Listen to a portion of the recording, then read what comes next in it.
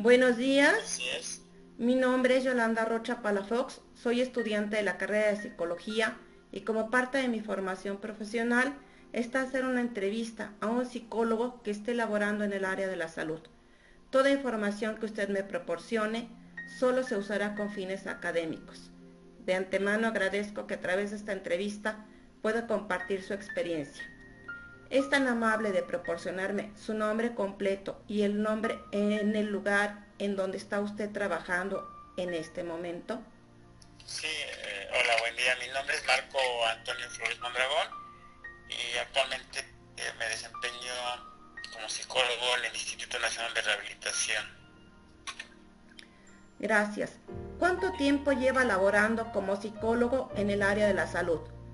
Bien, bueno, solo quisiera decir que además de estar en el instituto, soy parte de un equipo de formadores de una organización que estamos abocados, que además de estar en el instituto, soy parte de un equipo de formadores de una organización que estamos abocados a atender el problema del consumo de sustancias psicoactivas, ¿no? Entonces, bueno, soy profesor del sistema SOAYED desde hace 3 años. En el Instituto Nacional de Rehabilitación tengo laborando 17 años y en el centro de formación Caritas, que se llama CAFAC, el centro, soy desde el 2000 también, prácticamente son otros 17 años también vinculados en los procesos de atención y salud de personas que son consumidoras de sustancias. ¿Qué funciones desempeña y qué actividades de intervención realiza el psicólogo en el área de la salud? Bien, me voy a abocar a responder con respecto al Nacional de Rehabilitación, que es lo que hago de tiempo completo. ¿No? Algunas serán acciones que son también paralelas o comunes en lo que hace a la atención a la población en condición de uso de sustancias. Bien, entonces las principales funciones que tengo, pues, hacer trabajo clínico. Y por trabajo clínico me refiero a hacer clínica, atender a personas, sea en la modalidad de prevención primaria o de atención secundaria. Para profundizar en el tema, por favor, ¿nos puede definir qué es la adherencia terapéutica en el área de la salud? Bien, bueno, la adherencia terapéutica es un indicador que nos permite saber sobre la evolución que tiene un paciente que está bajo un esquema de tratamiento. Entonces, se entiende para la adherencia como la continuidad que un paciente tiene un tratamiento. Sin embargo, es una continuidad que implica un sistema bidireccional, es decir, son el sistema, bueno, esto es a partir de la modalidad. Hablaré de la modalidad que sería individual, porque la modalidad grupal es también interesante hablar sobre la adherencia terapéutica, pero hablamos de donde hay más participantes, más integrantes. Pero lo que quiero destacar es que como un elemento importante dentro de la adherencia no solo es un paciente, sino también un profesional que ofrece un servicio. Entonces la adherencia no es únicamente la que reflejará un paciente, sino la que también nosotros de alguna manera somos moduladores y mediadores de esa adherencia. Yo puedo tener a un paciente, digamos, en esa adherencia, pero producto de mi propio interés y de mi propio deseo, y no ser el motivo de un paciente el que haga estar en esa adherencia terapéutica. En realidad el comportamiento se refleja a través de la adherencia, ¿no? Ya te decía, es ese apego que tiene un tratamiento, pero no es solamente, por eso descomponiendo los elementos, uno quien ofrece el servicio y dos quien recibe esa atención.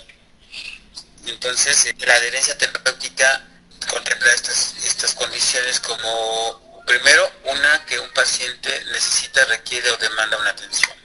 Si un paciente llega porque fue enviado, porque fue derivado y tiene dudas sobre por qué fue llevado, se suscita el que no se cuenta con una individuación de una demanda. ¿Qué es la individuación de una demanda de atención?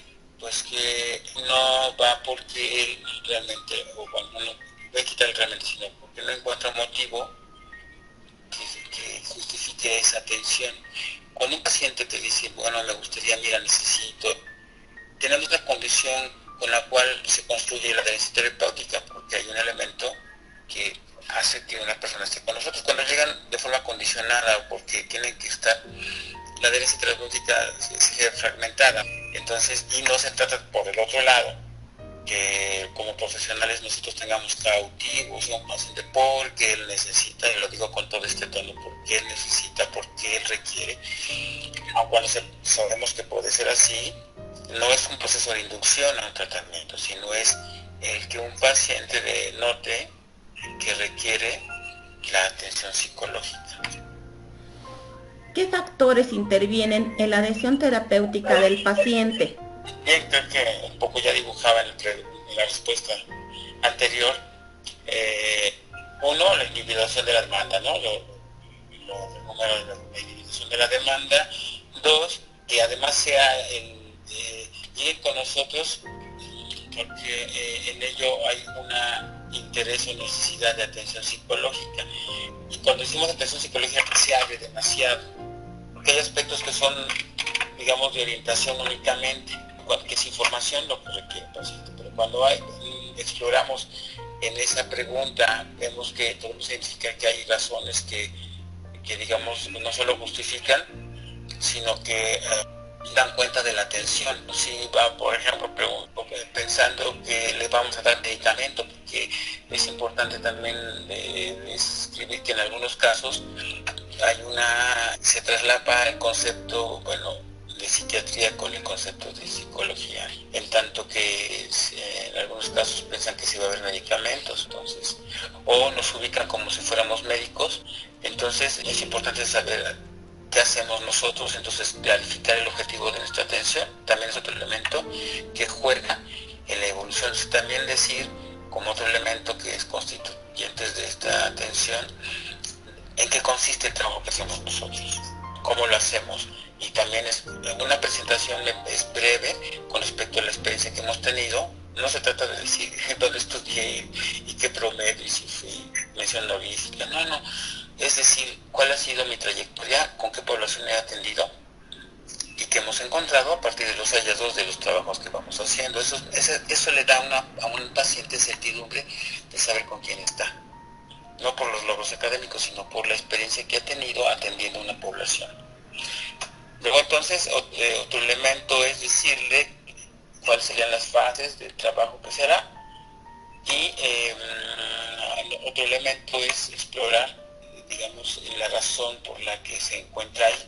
Generalmente voy a decirlo como lo hago, un poco para recrear esta respuesta, me presento, mi nombre es Marco, tu nombre es, entonces generalmente lo que hago en ese abordaje tiene que ver con un elemento, Yola, que es parte de los componentes, que tiene que ver como la técnica que utilizo en la presentación que hago yo del trabajo, y en ello un elemento que es algo más que el rapport que se hace y que la empatía, sino es la confianza que en un punto instalamos.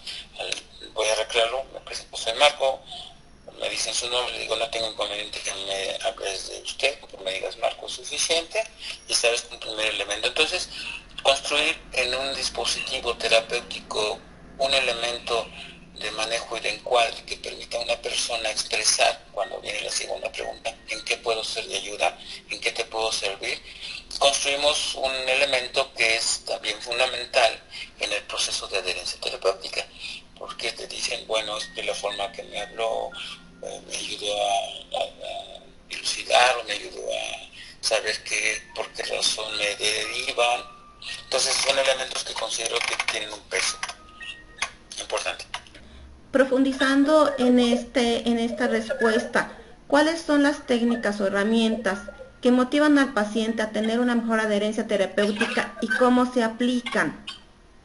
Bien, bueno, dentro de la adherencia, una parte es, digamos, el primer contacto, ¿no? Y en ese primer contacto hablar de por qué fue derivado, qué es lo que hacemos nosotros, cómo lo hacemos, y para ello las técnicas, es la propia entrevista, y instrumentos que son para nosotros de acompañamiento de un proceso de diagnóstico.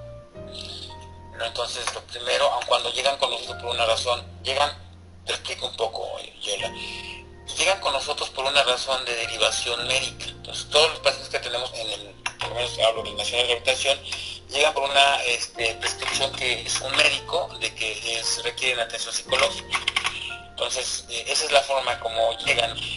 Hay otros casos que llegan por otra naturaleza, más por iniciativa propia, porque se tratan de un programa que tenemos.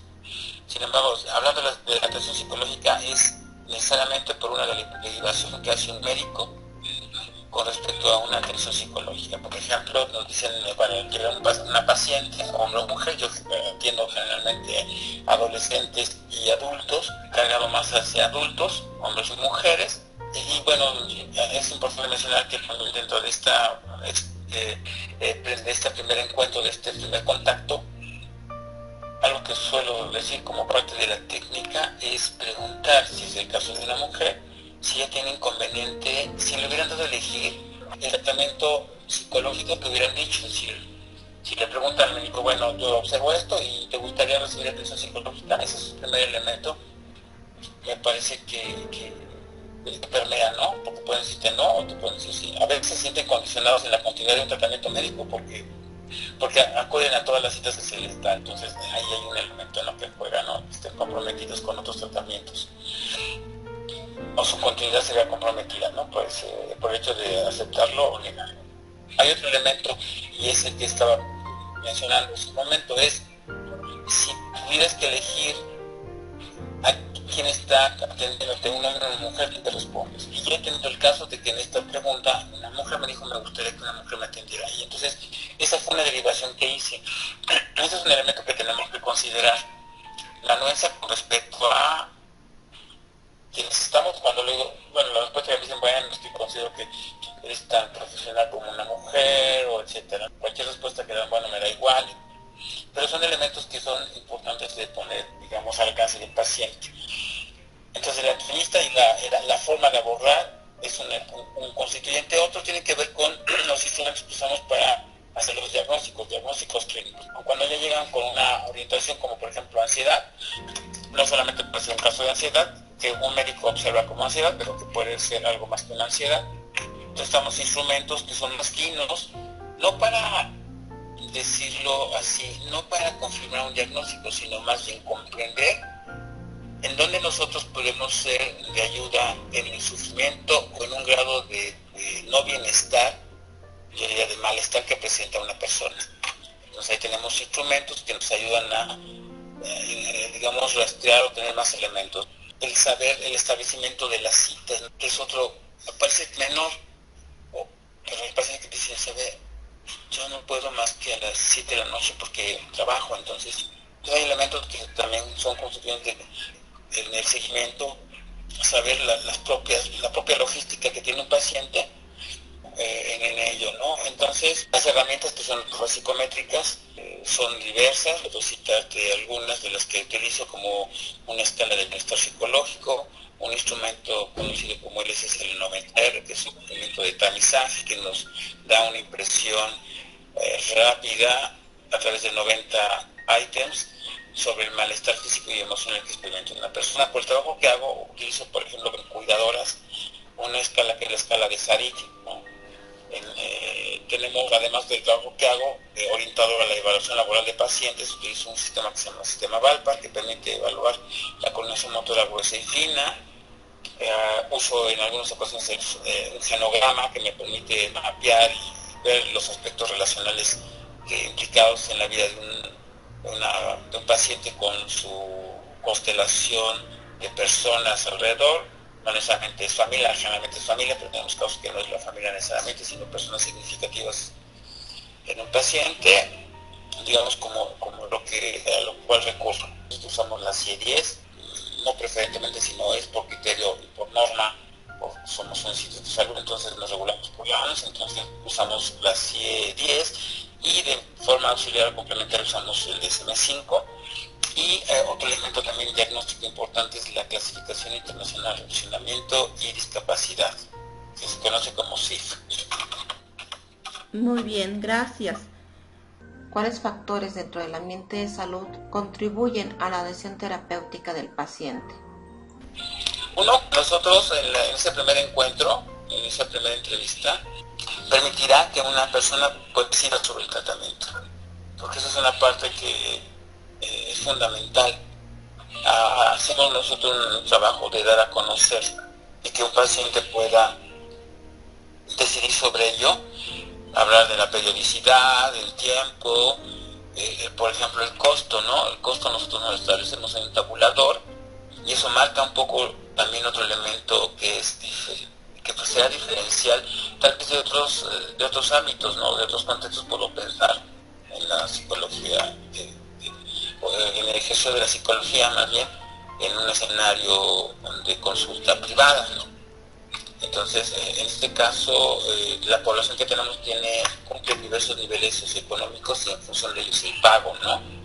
Entonces, ese es un elemento también que es parte que nosotros no lo regulamos. Yo no sé, bueno, si puedo saber de alguna manera, de forma indirecta, cuánto pagan por el nivel socioeconómico, pero es lo que menos te preguntan, porque ellos pagan su consulta y acuden con nosotros, solo preguntan la periodicidad. Entonces, como esos elementos que van regulando la adherencia, está uno, pues la frecuencia; dos, a partir del primer contacto, cómo van viendo un elemento que es parte de ello, que se va construyendo en ese encuadre de trabajo, la confianza. La confianza en el sentido de que encuentran un lugar en donde depositan su historia, su trayectoria. Entonces ese es otro elemento que da cuenta. La primera vez es vital, es fundamental en la continuidad de la asistencia del paciente, en el que, bueno, eso aparte como lo articulamos, que son por fases, creo que eso lo describí, que es el primer contacto, damos los elementos y después formulamos la continuidad de las citas, que tiene que ver con un establecimiento de un diagnóstico, confirmación de y luego después de 2 sesiones, prácticamente yo utilizo 2 sesiones o 3 máximo, con elementos en donde veo hacia dónde encaminar el trabajo, porque la terapéutica, es decir, el esquema terapéutico, hablo de la psicoterapia, está en función de cada caso. Entonces tenemos pacientes que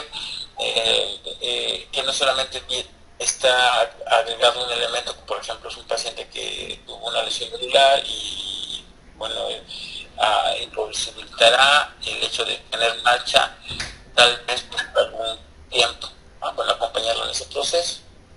Entonces, y que nosotros hacemos una labor de acompañamiento en esa condición en donde no estará caminando en algún tiempo, no por una lesión medular que es reversible. Pero cuando no hay casos que son, digamos, en otra condición, acompañar es un proceso de duelo, acompañar es un proceso en donde aprenderá a vivir con ello, lleva un proceso. Entonces, la adherencia terapéutica está también de la mano con cada paciente.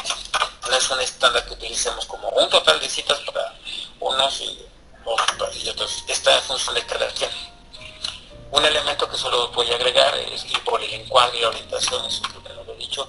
La orientación que utilizo, aun cuando son los instrumentos los que me ayudan como instrumentos auxiliares, una orientación, la que yo, bueno, con la cual me manejo, es una más de corte humanista, sistémica, y si bien, bueno, estoy más emparejado con una perspectiva de corte psicoanalítico, no hago psicoanálisis, por supuesto, pero sí tengo una aproximación más centrada en la reflexión, en la elaboración, en el análisis de las experiencias de vida de los pacientes. ¿Cuáles son los factores externos al ambiente de salud que pueden apoyar al paciente en la adhesión terapéutica?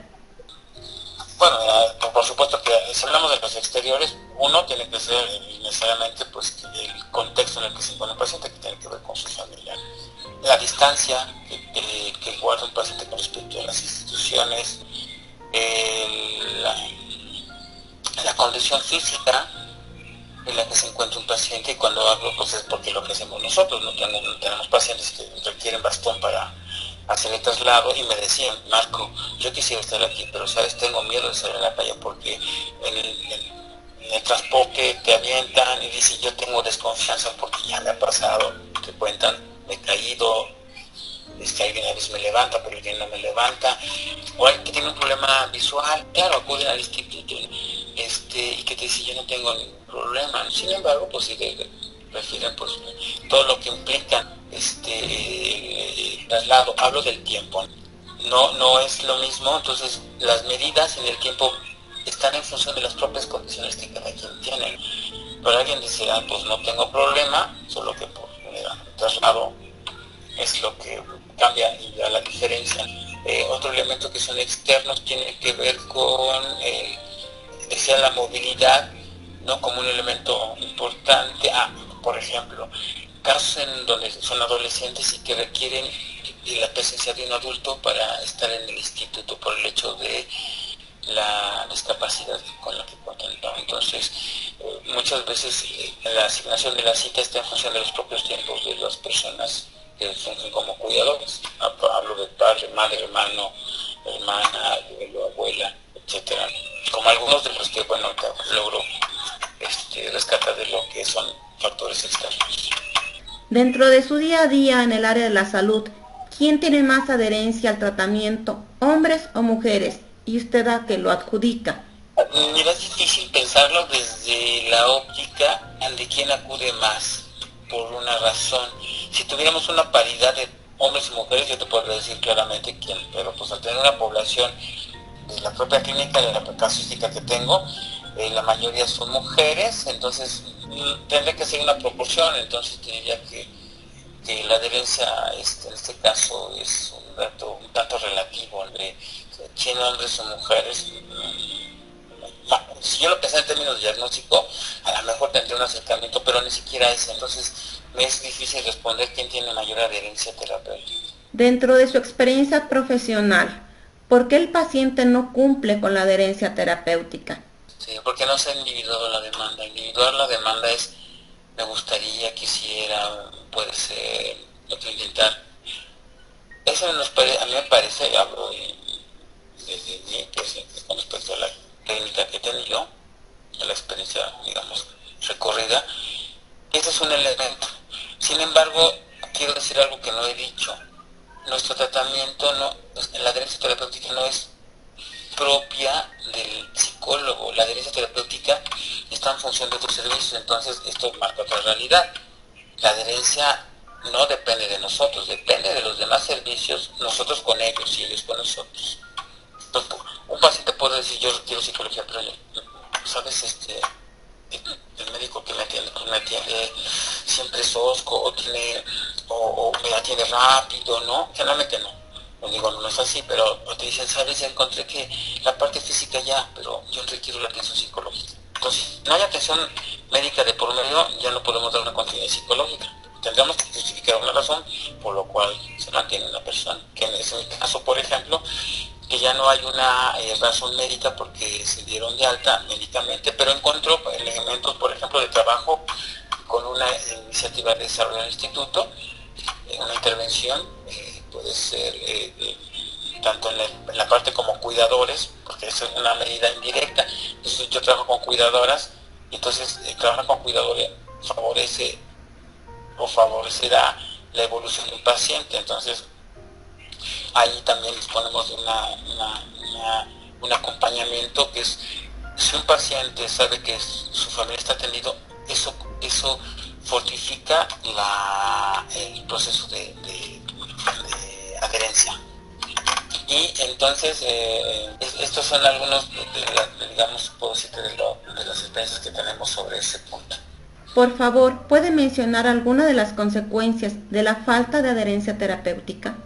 Una consecuencia es la interrupción de un tratamiento. Dos, que no completan, hablando de un escenario como es un instituto de salud, en donde sí las intervenciones están no solo combinadas, sino se articulan para favorecer las acciones que hacemos en un paciente, ¿no? Entonces, las consecuencias es que quede incompleto, que además se eroga un gasto, ¿no? Un gasto de un paciente que al interrumpirse pues no se consolida algo que está buscando, ¿no? Entonces, la pregunta tuya me parece interesante cuando tenemos que decir que encontramos casos en donde se interrumpen los tratamientos por diversas razones, no quisiera entrar un poco en el detalle de ellos, no porque el paciente no quiera, no, eso es, o hablar de pacientes difíciles, no, tampoco, eso es además muy complicado, no sé qué es un paciente difícil, pacientes que tienen un grado de complejidad en sus vidas, ¿no? Eso es diferente. Sí, hay una tendencia a mantenerse, tiene también con algo que tenemos que considerar, que es la iatrogenia, y que es la incompetencia en la atención. Hablo de un elemento que debe ser también visibilizado en el manejo y en la pericia que tenemos con los pacientes. Entonces, más que adherencia es el fracaso que tuve como profesional en que un paciente tuviera una continuidad. Entonces, es una barrera que tenemos que considerar también de la propia incompetencia o acciones que fueron en un sentido contrario de lo que se espera, ¿no? Como, bueno, la iatrogenia es un concepto que aparece, que es más de la medicina, pero que también es nuestro en términos de acciones que hago, que más que acercar, alejan o distancian al paciente, ¿no? Si yo emito juicios de valor, ¿no? O si yo recuerdo, voy a decir una anécdota corta, la forma en cómo abordamos nosotros y un elemento que genera calidez, te lo dicen, es que aquí encontré confianza, o te dicen aquí encontré algo en donde me están escuchando. Hay quien constituye que eso ya fue la psicoterapia en la primera ocasión, pues bueno, no es así. Sin embargo, yo no digo no es así, sino generamos condiciones que permiten a una persona, digamos, sentirse en una comodidad en términos de hablar de sí. ¿Cuál es la técnica o herramienta que usted más utiliza con sus pacientes para lograr la adherencia terapéutica? Pues una es, pues más que, bueno, no está en función de la técnica, o sea, no lo pienso en términos de hacer a pacientes dependientes de nosotros, ¿no? Bueno, entiendo claramente la pregunta, pero más bien pienso en términos de un ejercicio reflexivo en donde ese será constante, ¿no? La reflexión a partir de, digamos, elementos que proporciono a partir del diagnóstico, porque encontré los elementos y eso es lo que vamos viendo en la evolución del paciente. Si un paciente en un punto te dice, me siento mejor, okay, entonces pues, hay una condición que ya se cubrió. Entonces tiene que ver la técnica, pues utilizo como técnica los procesos de elaboración, de reflexión. Y puedo aplicar en seguimiento un instrumento como es el SSL90R, como síntomas tanto físicos emocionales, y después del tratamiento, o sea, de la intervención, vuelvo a medir y encontramos que hay, o te lo reportan, o sea, con instrumentos que ya, entonces, pues ahí, ¿no? Pero la técnica es uso de instrumentos en el seguimiento y, en este caso, en las sesiones, una técnica que está más abocada a la parte de generar aspectos reflexivos y elaborativos en un paciente.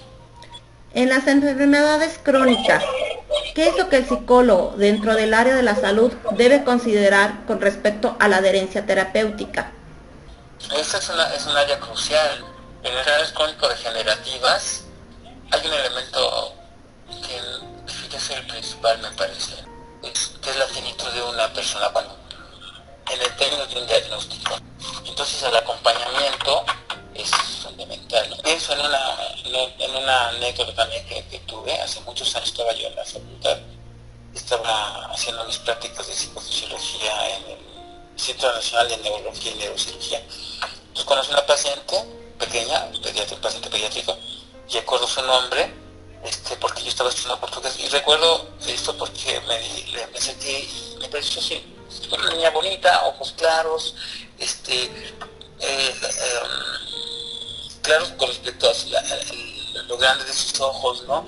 Pero en ojos oscuros, y traía un paliacate. Entonces me causó pues, mucha ternura cómo estaba sentada, y le pregunté, hola, ¿cómo te llamas? Porque era una paciente que iba a pasar para hacerse un estudio, y entonces me dijo ya, y yo estaba estudiando portugués, y le dije, yo me llamo Marco, yo contestándole en portugués, ¿no? Entonces, su mamá la voltea de la niña y se sonríe, y su mamá me dice, no, se llama Yausigua. Le dije, discúlpame.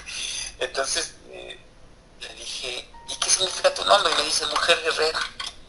Órale, le dije, oye, ¿qué nombre tienes? ¿No? Entonces, pues me causó mucha ternura. Para la siguiente sesión, no, que era la siguiente semana, yo llevo una palita para dársela, ¿no? Pues ya no llegó. Entonces le pregunté a un compañero porque hay que ir a llegar, y me dice, no, ya no va a llegar.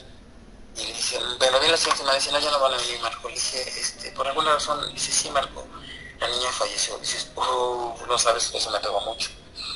Entonces, un elemento más que factor, hay algo que no podemos regular, controlar. Yo me quedé con esa paleta, pero me quedé con un vacío en términos de una emoción que me había despertado y que me despertaba doblemente cuando sabía que había fallecido, porque era un caso de leucemia, ¿no? Pues yo alopecia. Entonces, creo que un elemento que es importante, estar formados en áreas en donde el dolor es constante, el deterioro es gradual y sistemático, en el sentido de lo que va a suceder tarde o temprano. Entonces, cuidados paliativos es importantísimo en el área de psicología, saberlos nosotros es importante, y el abordaje también. ¿Por qué digo abordaje? Porque es importante formarlos en la acción a ustedes, hacerlo de los escenarios. Yo llego con la pregunta, ¿y cómo te encuentras? ¿Cómo estás? O sea, pregunta equivocada. O sea, vete a otro lugar, pensaría, ¿no? O sea, esa pregunta es en otro lugar, pero aquí es alguna complicación durante la noche, algún sueño que hayas tenido. O sea, hay muchas formas de cómo nosotros podemos indagar. Sin embargo, la adherencia terapéutica nuestra está en función de las propias pericias que tenemos hacia los pacientes. Un paciente se nos va a estar, no se va a ir. Hablamos más bien de lo que dejamos de hacer o hicimos de forma, sino con malas prácticas que van a redundar en una acciones que, fracasan en la intención que se tiene de ayudar o asistir a otros. Un paciente nunca te va a negar la atención, puede que te digan, no quiero escuchar, no. Pero ¿cómo hacemos para atenuar ese dolor, ese malestar, ese sufrimiento que está teniendo? Sí, tiene que ver con competencias profesionales. Con respecto a los psicólogos en formación, ¿cuáles son sus recomendaciones a quienes deseen dedicarse al área de la salud? Bueno, uno, es importante estar muy familiarizados con diagnósticos, pero no, o sea, diagnósticos hablo de, si revisamos la CIE 10, pues bueno, tenemos varios. Hablar de un psicólogo en un escenario de salud habla de instituciones, pueden ser gubernamentales o no gubernamentales, fundamentalmente. Y está en función de ello. Entonces, si yo voy a cáncer, estoy en cancerología, yo sé que el tema ahí es cáncer en sus distintas modalidades y en las distintas áreas en las que el cáncer se presenta. Pero lo que hay de fondo es una atención en un caso que sabemos cuál, en algunos, porque sabemos que hay tumores que son benignos, ¿no? Y que es un acompañamiento de los otros que son casos de tumores que son malignos. Entonces, conocer la CIE es importantísima, la CIE 10, conocer la CIF hoy es para nosotros pues es el segundo, o al igual que la CIE 10 es el instrumento diagnóstico que requerimos, y que en este caso promovería para que en este caso en el sistema SOAYED se conozca. En breve lanzaré una propuesta para darles a conocer qué es la CIF, la Clasificación Internacional del Funcionamiento y la Discapacidad, que es una herramienta útil en la evolución de las personas, no solamente con discapacidad. Quisiera agregar un último elemento, saber de clínica. O sea, no veo a un profesional en un contexto de salud sin ser clínico. O sea, tiene que saber de clínica. Cuando hablo de clínica es no solo saber hacer entrevistas, sino saber trabajar con personas, sea en la modalidad individual o grupal. En eso no redundar, pero es importante también saber trabajar con grupos. Tener una perspectiva de género también es importante, que son precursores en el trabajo que hacemos en áreas de salud. Hay áreas que son vecinas, no hablo de la parte social, por supuesto que ¿no? Saber sobre sus usos y costumbres, su modo de vida, es importante, pero también saber sobre los procesos formativos de los que vienen, la parte escolar, también el área educativa tiene una implicación importante. Entonces, no es un psicólogo que está fragmentado de las demás áreas de profundización, citando a Sayed, sino que se articula con otras áreas en donde no hay, la línea es muy delgada, yo diría, más no pondría línea divisoria, sino más bien un eje paralelo que va articulándose con las distintas áreas de la psicología. Para concluir, ¿cuál es la mayor satisfacción que le da a su trabajo? Bueno, la mayor satisfacción, pues bueno, ¿qué te puedo decir? Voy a responderlo así. Uno, trabajo de lo que estudié, me gusta y ¿qué crees? Me pagan por ello. Entonces, yo encuentro satisfacción en lo que hago. Esto implica, esto no fue una pregunta de las que tú me has hecho, pero yo formularé la pregunta, ¿qué considero importante en un proceso de atención que ofrece un psicólogo en un contexto de salud? Porque debe de tener algunos elementos recurrentes en ello, recurrentes y en el proceso. Uno, que esté formando constantemente. Y formación implica acudir a cursos, formaciones no solo teóricas, sino instrumentales operativas. ¿No? Sean llámale capacitación, entrenamiento, estudios de posgrado, especialidades. Eso es importantísimo, ¿no? Que adicione, que agregue aspectos no solo conceptuales e instrumentales, ¿no? Operativos. Otro elemento es que alguien supervise lo que está haciendo, porque esa es una condición que ayudará a saber cómo desarrolla lo que hace. Y entonces lo digo de otra forma, hay que tener tanto la teoría de la técnica como la técnica de la teoría. Y un tercer elemento que agrego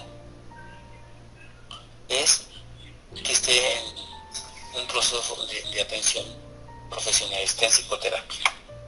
Eso me parece que son condiciones que te ponen en otro plano, que te ayudan a saber en dónde estás, qué no eres, qué sí eres, qué sí puedes, qué no puedes. Toda esta parte me parece fundamental. Gracias. Entonces,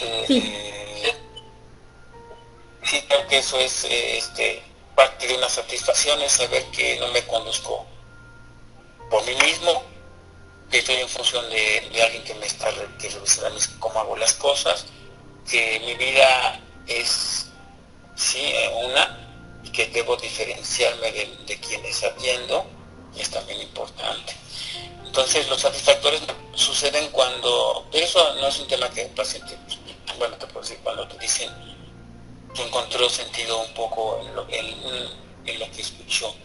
Yo creo que la satisfacción está cuando un paciente deja de ir por nosotros por una razón de que puede por sí mismo hacer su vida, de que puede desempeñarse, integrarse en una sociedad, en una relación consigo mismo. Entonces creo que son los satisfactores que te puedo comentar, que son parte del trabajo, ¿no? Así como también cuando no se cumple lo que esperamos. Gracias. ¿Algo más que usted quiera agregar? Pues sí, yo pensaría en algunas, no sé, tal vez un par de ideas. Una es crecer o formarse con un espíritu de servir a otros, poner nuestro conocimiento al servicio de los demás, eso así lo diría. Son palabras de un formador, Efraín Milanese, y también palabras de Efraín Milanese diría que todo esto que hacemos esté revestido, digamos, acompañado de ser profesionalmente humanos en la atención que brindamos, ¿no? Lo cual implica un ejercicio de reconocer lo que puedo y no puedo, o sea, lo que sí sé y lo que no sé. Entonces esto me parece un ejercicio importante. Conocimiento es poder ser psicólogo, digamos, ser psicólogo en atención a personas, implica también un ejercicio de saber lo que no podré. Y entonces pues es el tema de formarte es importante, de saber tus alcances y tus límites. Entonces, todo esto tiene que ver con la condición del ser humano con la que trabajamos. Muchísimas gracias. Quiero agradecerle su apoyo al compartir sus conocimientos y experiencia y valioso tiempo en esta entrevista. Que tenga usted excelente día. Gracias, buen día, Ángela.